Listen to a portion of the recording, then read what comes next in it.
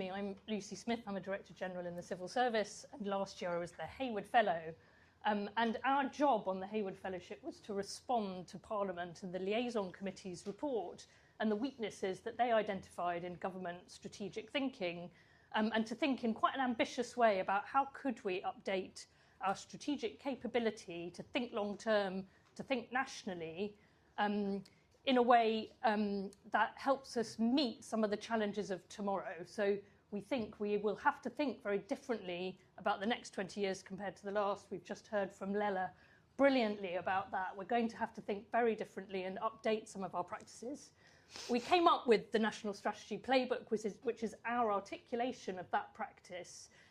We came up with it from study of many different countries around the world, from Finland, of course, but also Spain, the Netherlands, Ireland, South Korea, Japan.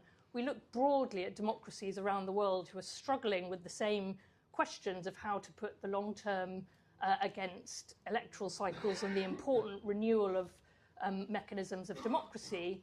And we also asked places around the UK. We did case studies of places like Port Talbot, Cambridge. We asked people in local areas what relationship they wanted to have to the long term and to national strategy. We talked to businesses about the same set of issues, and we had roundtables, workshops, design groups from people right around the UK and right across society in order to come up with this playbook.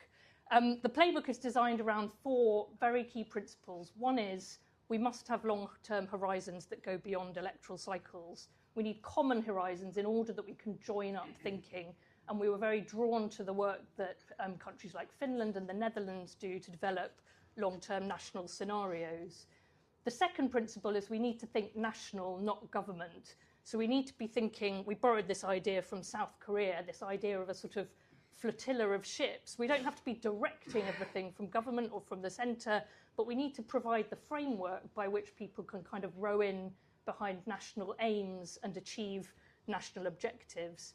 The third key principle is we've got to sort of found this practice around the idea of understanding our big bets and making proper choices.